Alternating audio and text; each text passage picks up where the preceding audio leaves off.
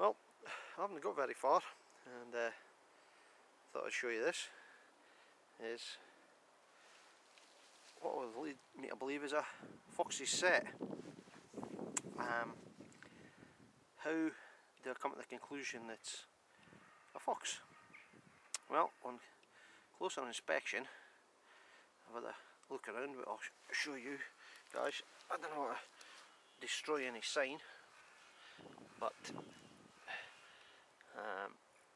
I don't know if you can make it out, but there's an ever so slight, till I get it on camera, I'll just point my finger to it, there. You can't really make it out with the camera, but that's an ever so slight indentation. Looks like a bit like a paw print. I can see, there we go, 1, 2, 3, 4 pads. Obviously that's an old track. I couldn't spot any others, but what I am finding is behind this stone here is some scat there. So, and also come back round again, there's another 2 pieces of scat, and you can, I don't know if you can make out, but you see the wispy hair on the end. You can see there's rabbit hair in here. Just give it a turn over. See it's compacted hair, and turn that piece over, and you can see the wispy end on there of the hair and the scat. But also, I don't know if you guys can see them, what I found is, getting close, there we go, right there, it's one hair, come across, there we go, I can come across with the camera, 2 hairs, and I saw, there's another one up there, up here, finger, I don't know if you can make it, there we go, 3 hairs. And also, see how there's that slightly flattened patch in here? So it leads me to believe that Mr. Fox has come out of his den, had a seat, maybe had a scratch at the neck or the area, and dislodged the hairs. I'll pick that one up. Let's see the length of it. If you can make that out, and focus. So it could be a tail hair, because Mr. Fox has a nice big bushy tail. Pop that back down, and so yeah, that's what leads me to believe that it's a fox set. So I'll have to keep my eye out, hopefully catch him sometime, and try and get him on film. But so there you go. Anyway, well, oh, I just wanted to show you, just had to, something else that Mr. Fox has grown on the side of his set is something that would be handy for myself. And there we go, a member of the mustard family. See there, a bittercress, don't know if it's hairy bittercress or what, but there's one in there, and it's a member of the mustard family. So if you used to open the petals up, the small flowers, you would find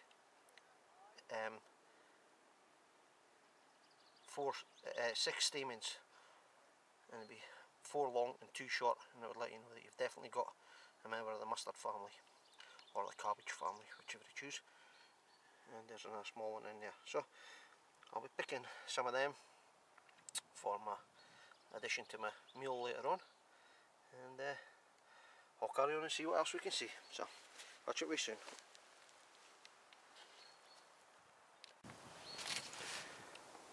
Sorry folks, I just forgot to add there that how do I know that Mr. Fox isn't home? Because the set is obviously empty. How do I know this? Well, I've stuck my head into the hole and had a good sniff. If Mr. Fox is there, believe me, you would smell him. It's got a very musky smell.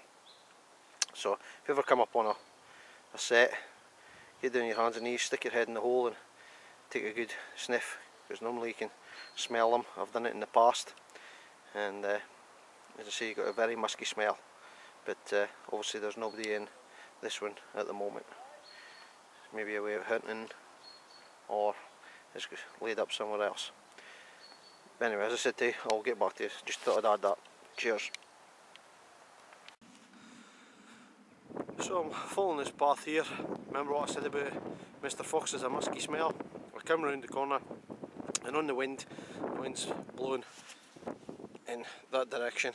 I came down the path, and on the wind I could smell Mr. Fox, and come round the corner and I found this. Still getting smells of him. He's not very far away. Maybe in this area, of course. Smell him on the wind, or she. But I found this rabbit, and as you can see, it's no long dead. I think it's been done by Mixie, but you can see the pus around the eyes there. But in the ear, I don't know if you can make out. Sorry, my tripod's in the way. Just let us get that out of the way. I don't know if you can see, but in the ear,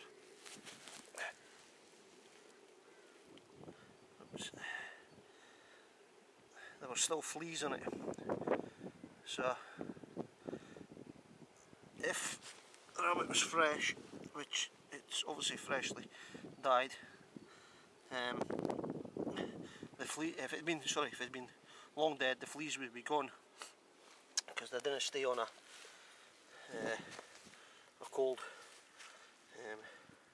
corpse very long.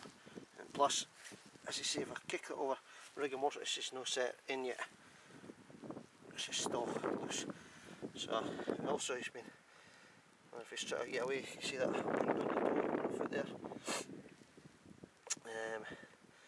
He's obviously in a sad state of affairs. You can see the eyes pretty swollen there as well. It's obviously been running. Been running. Sorry for the graphic images, folk, but this is all detective work. And, but there was, let's see, I don't know if you can make out. There was fleas just on the inside of the ear when I turned it over. So that tells me that Mr. Fox is going to come back and get that. As I say, he's in the area catching a smell.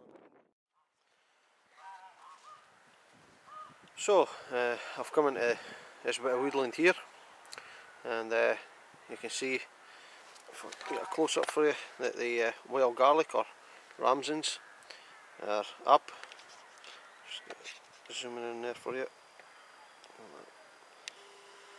Oops, there we go. So you can see the young fresh growth of ramsons. I'm standing them under my feet here and I can smell the garlic. So this is where my mosquito net, midgie net is going to come in handy. So I'm going to forage some of these for my meal later on when we get to the camp. But what I'll also like to show you is growing in amongst ramsons, which you have to watch for. These bigger leaves here look nice and shiny, like ramsons, which we've had at our feet here. So I'll just try and get both in the shot for you. You see them side by side. But this is an arum, or hook a pint. Lords and ladies.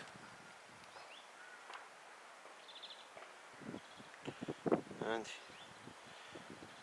as you can see, you can easily confuse, but the difference is the arm has those lobes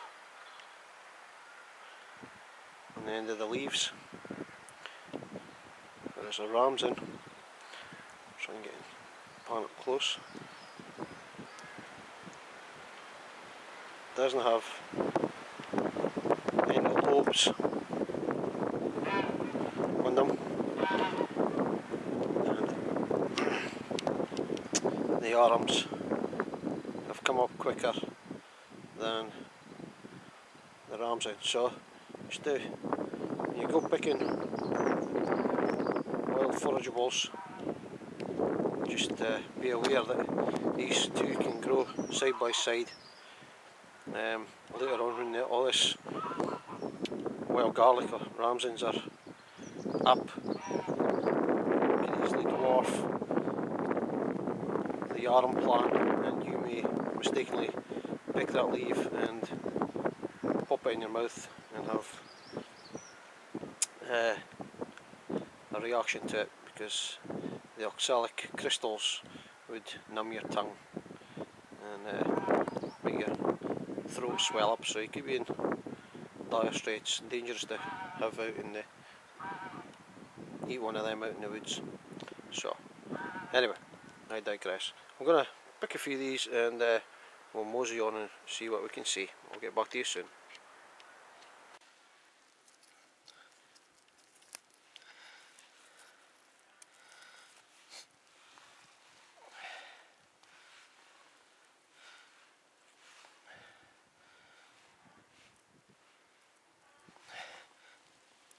So there we go, look, picking some garlic. There's the one where the bulb came up. Also in here we've got goosegrass, cleavers, sticky willy. So I'll take some of these. There's also pignet in the area.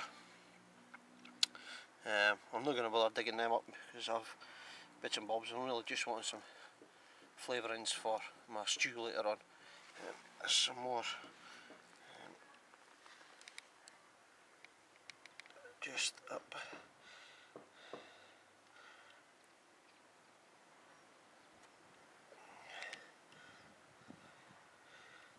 Sticky willies up in here.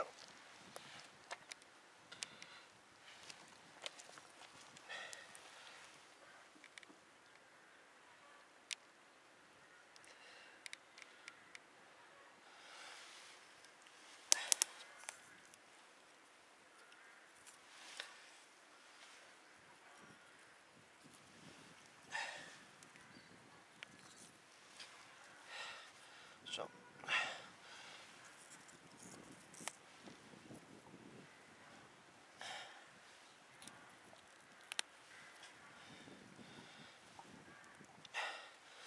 and here's my head net. This is my foraging bag. As you can see, there's my forageables in there, so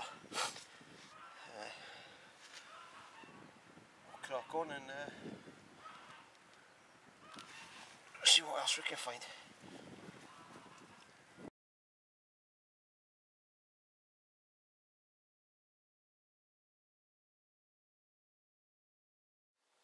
So there we go, folks, got camp set up. Gonna wait to light a fire here. Got a couple of big logs in the front, so act as a bit of a reflector when I get my fire. What you can see is, I showed you in the emptying of the rucksack, I have my hammock seat fabric, which I've used as a bit of a gable end because the wind is coming in across this direction. So I want it to blow the smoke away. If it was straight on, I would be into my face, so I want a slight angle to the wind, so when it comes in it takes the smoke through the bottom where my feet are and out the end. So I'll crack on and then I'll get back to you soon. Cheers.